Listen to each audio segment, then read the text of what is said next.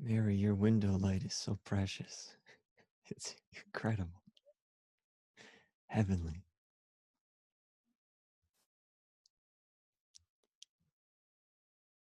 So cool. We're blessed.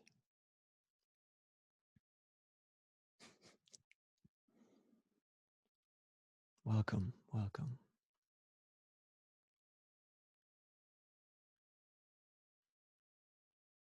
Here we are.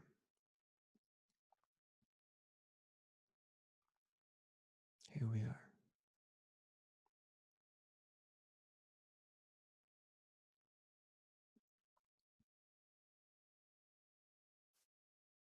Where somewhere is nowhere until our thoughts make it so.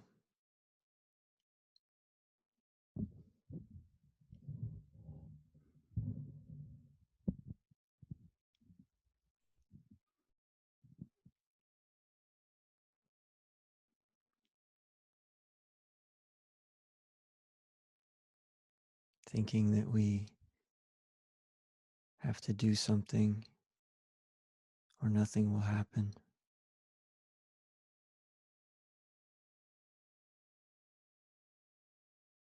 But something is nothing. Nothing is something.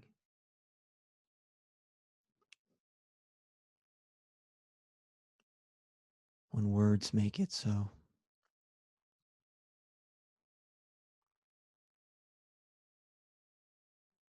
Maybe feeling like we must be this way or be that way. I am this, I am that.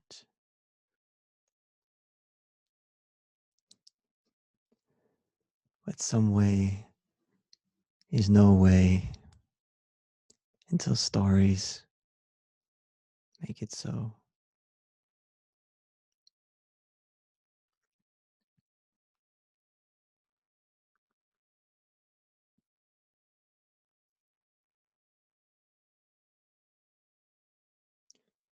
And if we look and we seek,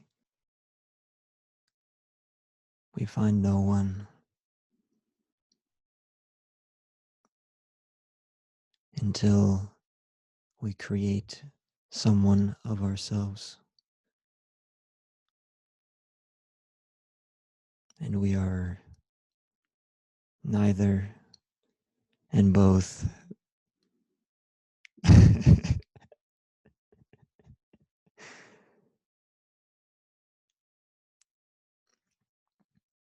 So don't worry.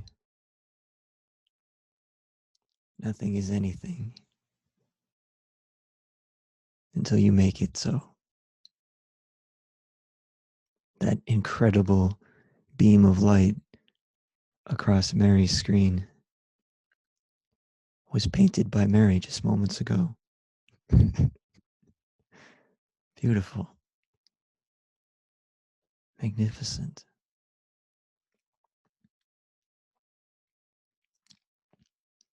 So just relax.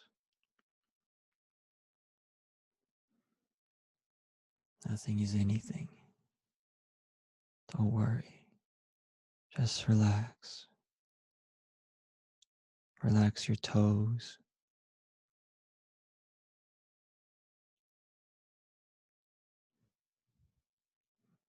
Relax your feet, your ankles.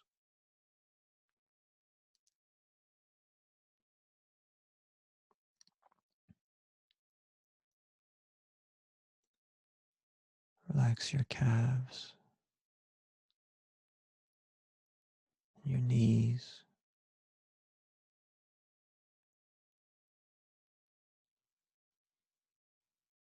And follow the map of your body.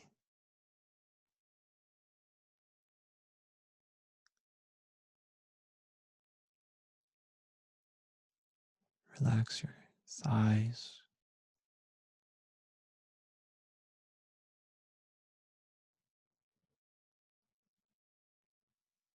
your hips,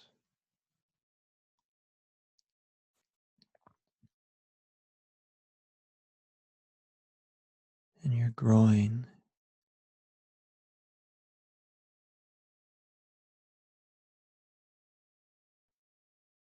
your glutes,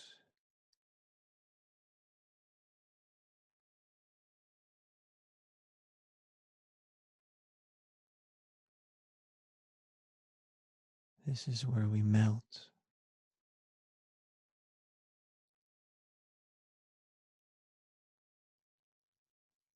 Relax your back and your stomach,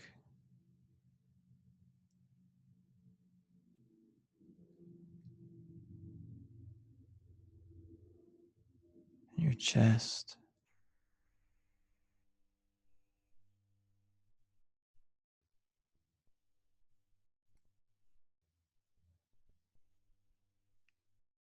Up into your neck,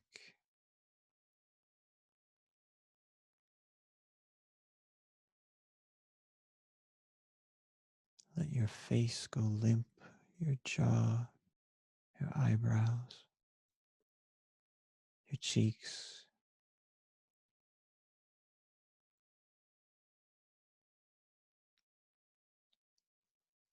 Let your shoulders fall and your arms dangle loosely.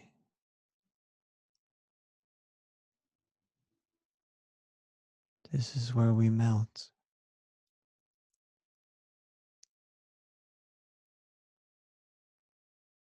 We melt into oblivion.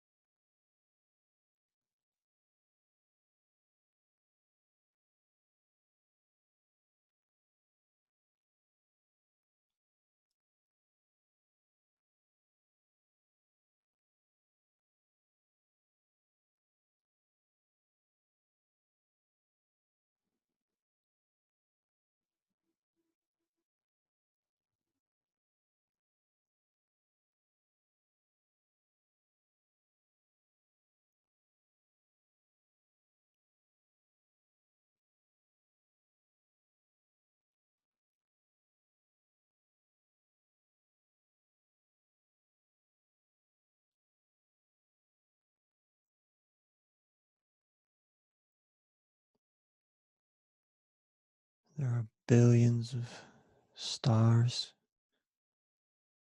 in the universe.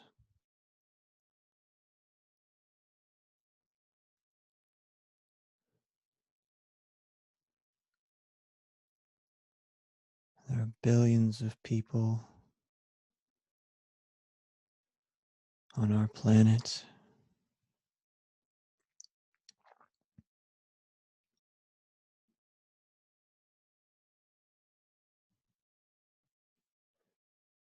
And inside each of us is a billion universes of cells and molecules.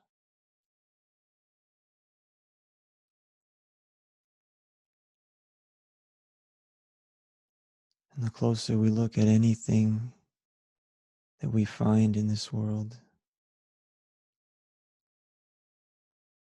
the more complex it becomes.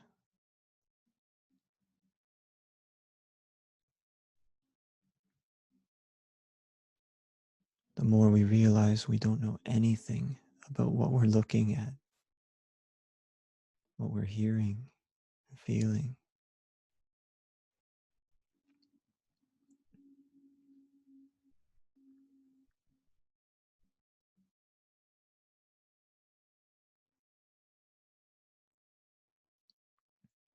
When we're very young,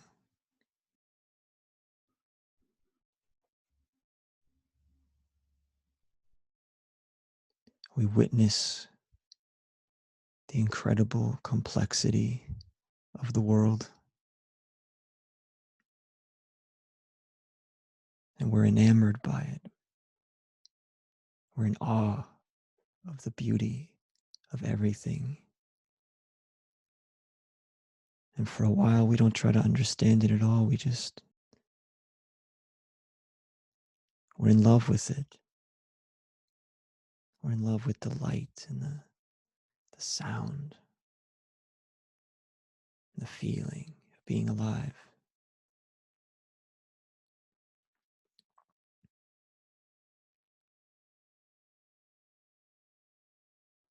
It's simple. It's a simple life. We exist in such a complex realm, but our existence itself is so simple.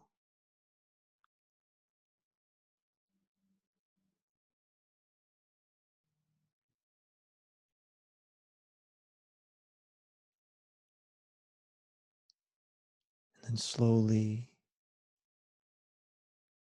we begin to ask questions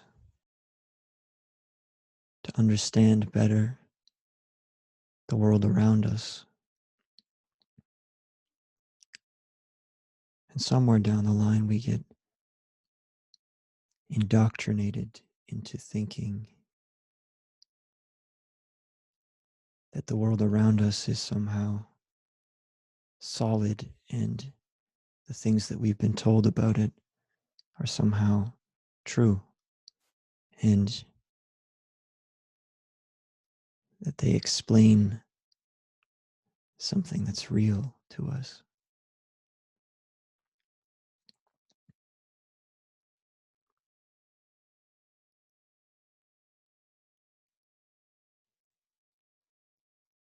And what started as the world being a question mark to us, we ask questions to ascertain how the world works. And suddenly there's some kind of flip that occurs.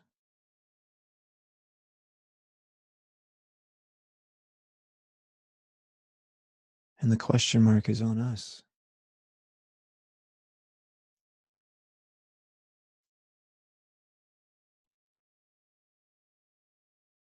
Everything in the world is defined, and suddenly we don't know who we are. We don't know where we fit, what our purpose is.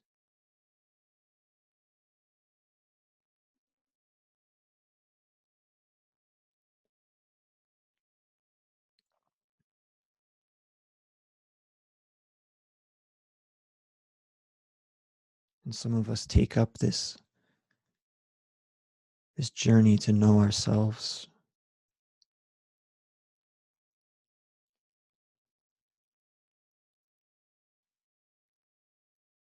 And unfortunately, usually we use the same method we used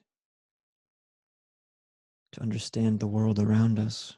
We ask lots of questions, hoping to ascertain some kind of explanation or knowledge of who we are from the external world.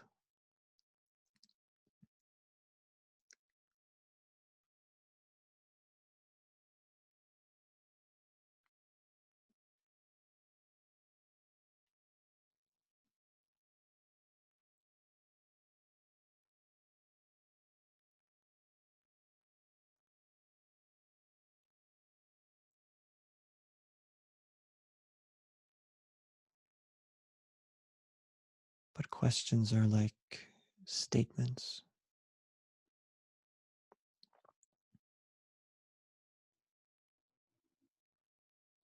and answers are just their reflection.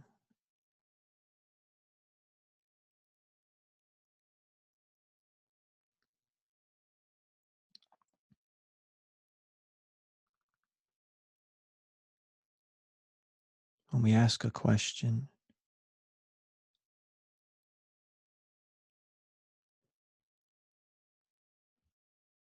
about ourselves, we are making a statement about ourselves, which the world reflects back to us.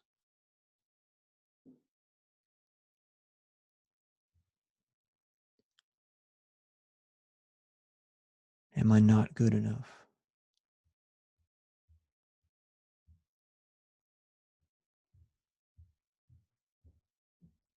Am I not worthy?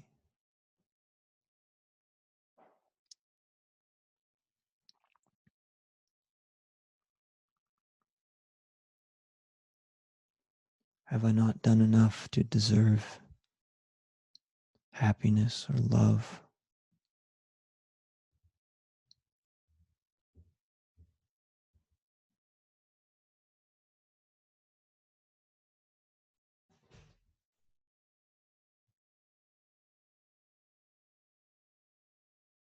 These are too many questions.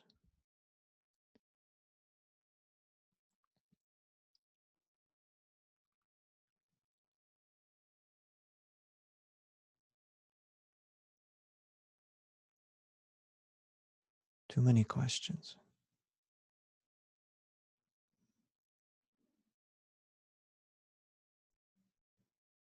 They must be simplified because these questions don't get anything. These questions don't get us what we want. They don't get us what we truly desire.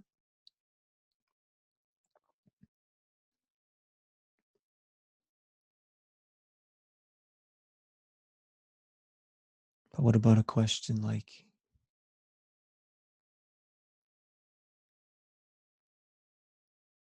how do I know that I exist?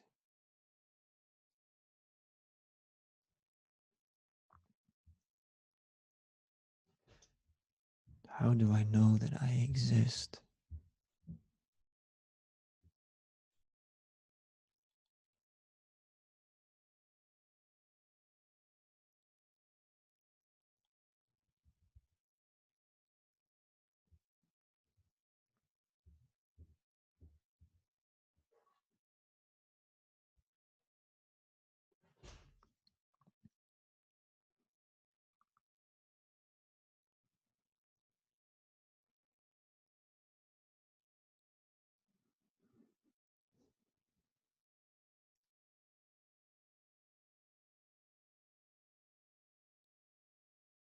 And suddenly,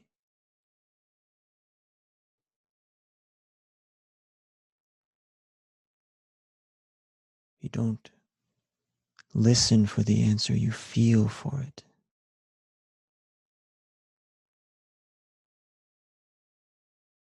What exclaims within you that you are alive?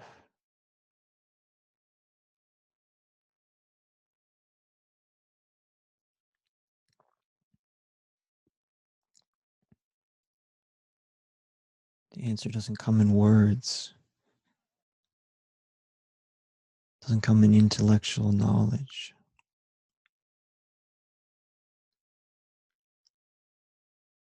It's as if something within you has been summoned to the forefront because your question is no longer looking outward, but inward.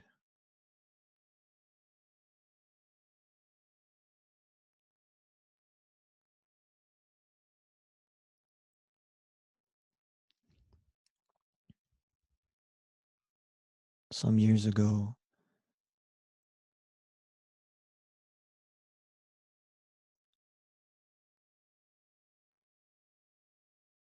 when I first felt this feeling, this proclamation inside of me that that said I am alive, like a scratching in my chest, like God's finger tapping the window of my soul.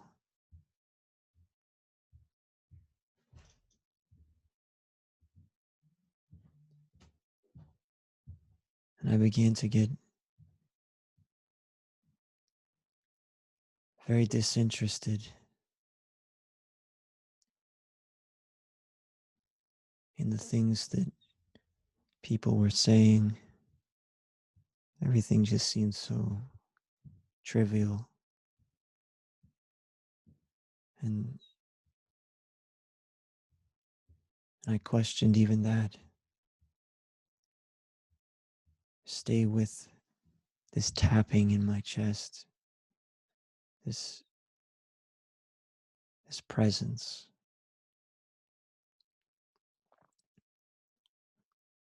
And then I became aware of my thoughts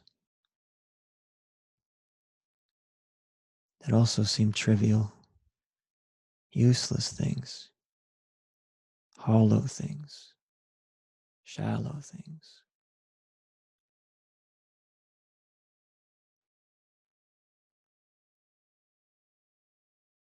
And so I stopped speaking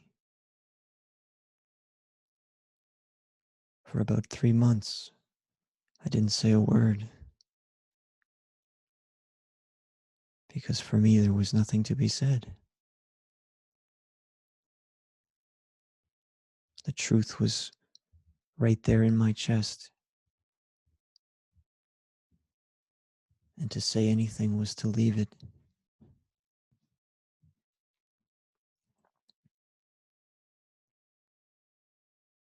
So I stayed there.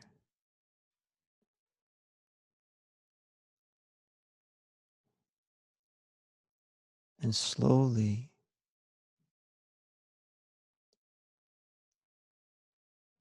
another very distinct change happened.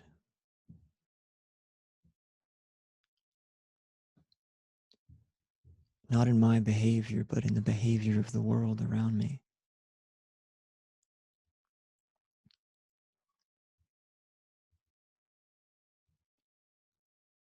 Where everything around me came into question.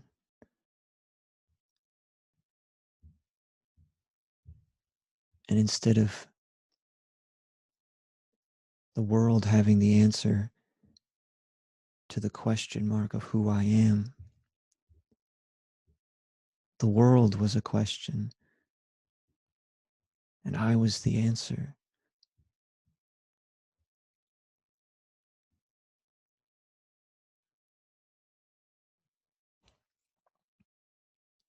I was the mirror reflecting the world back onto itself.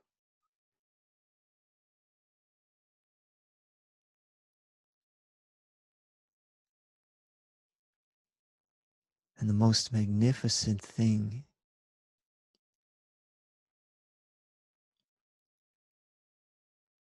is that without me,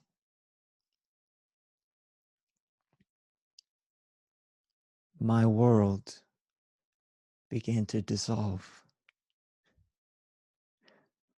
Without me seeking something outside of myself, the world could not exist. My world could not exist without me feeding it, constantly reaching outward to gain something.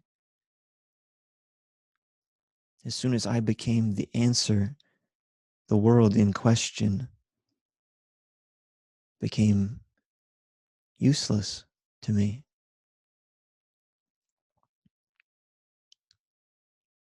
And it just began to fade away. And yes, it still exists. It still exists here.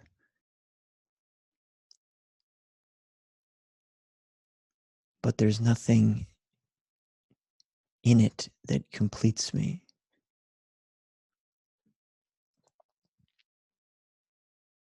There's nothing of it that is required.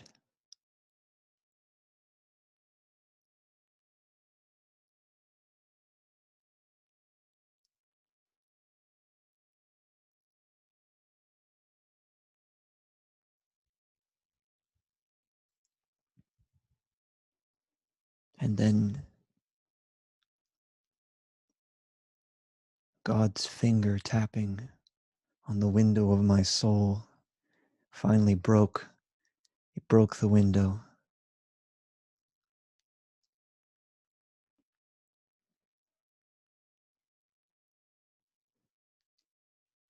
And into a sweet, sweet oblivion I went.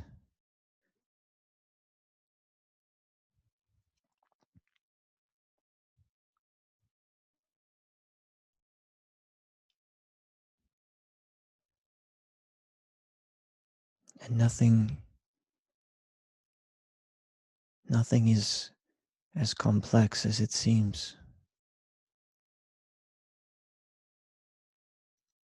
All of the things that we think we know about this universe,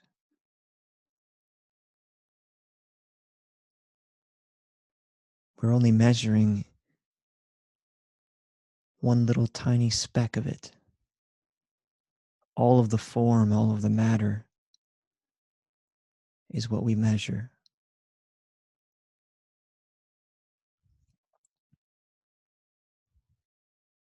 We have no way of measuring no form, no matter.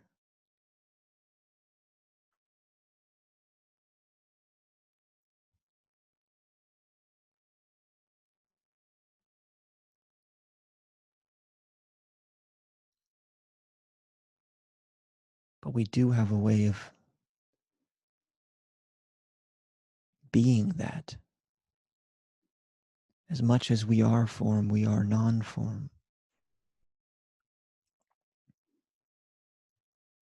As much as we are matter, we are no matter. As much as we matter, we don't matter.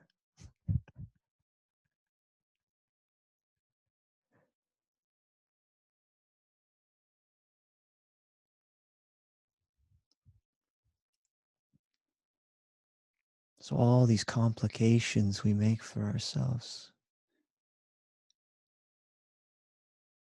we try to make life easier for ourselves and we just make it more complicated.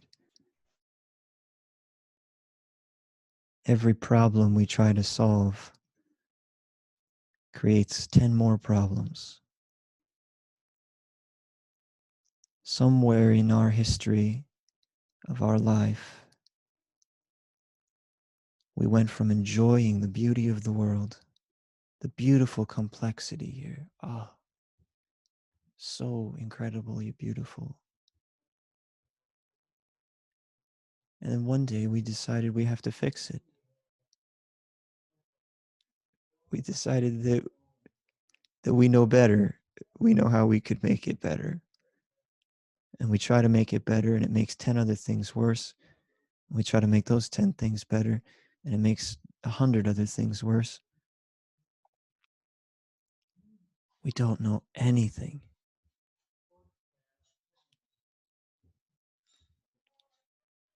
And it's not something to be sad about.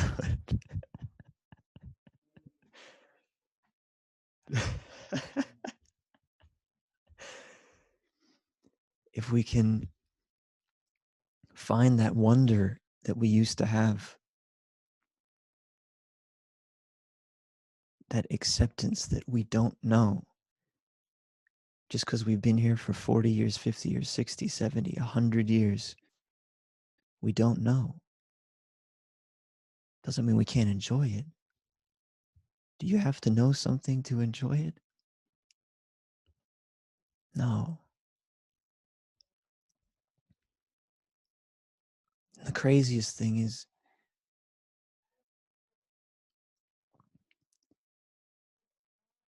if we want to get something from this spiritual quest to know ourselves, if we want to get something, if we want to achieve something right now.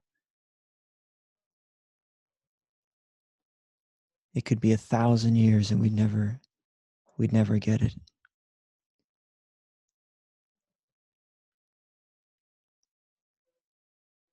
But the moment that we decide with all of our being to spend the next 1,000 years, 10,000 years, 1,000 lifetimes devoted to this feeling, whether we achieve it or not, whether we achieve anything, the moment we decide we're willing to spend eternity in devotion to this is the moment that we don't have to, because it comes to us. And we've decided we give our entire life to it. Even if it never arrives, is the moment it arrives. Because time means nothing.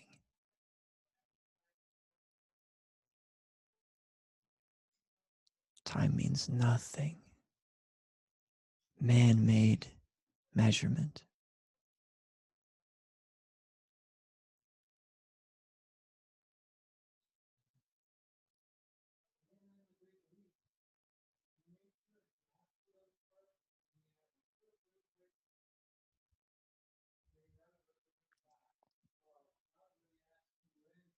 So nothing is anything.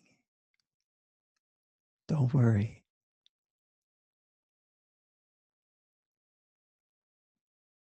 You're alive.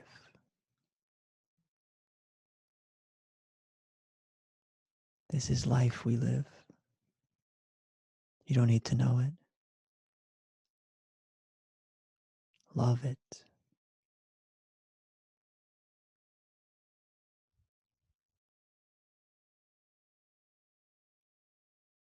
Love it.